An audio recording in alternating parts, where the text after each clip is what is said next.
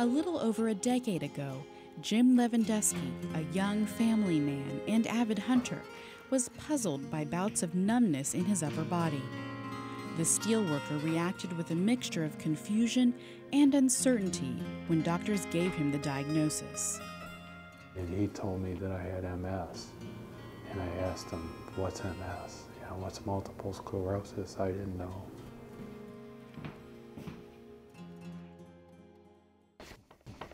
Let's look at some films from someone with MS.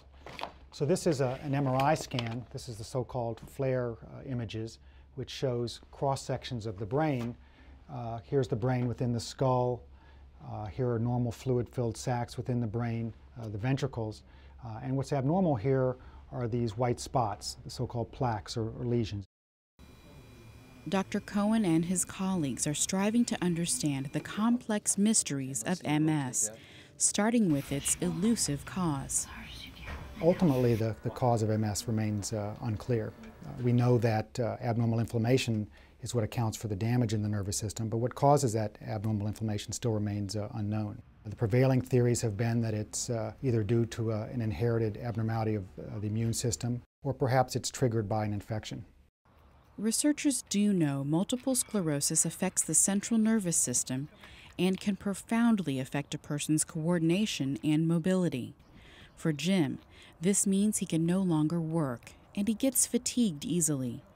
But he has a more positive emotional perspective on the disease than he did back in the beginning.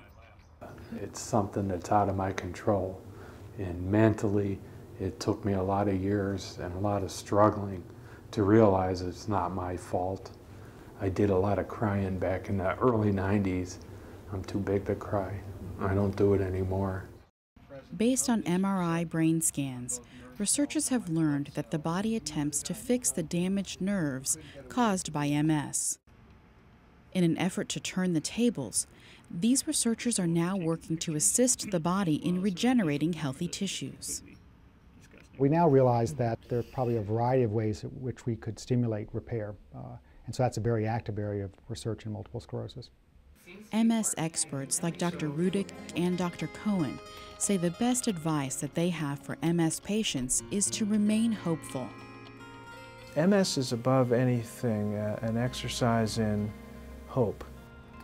They should have hope because we have effective treatments, and we're developing more treatments every day. They don't need to change their plans, their goals, their aspirations.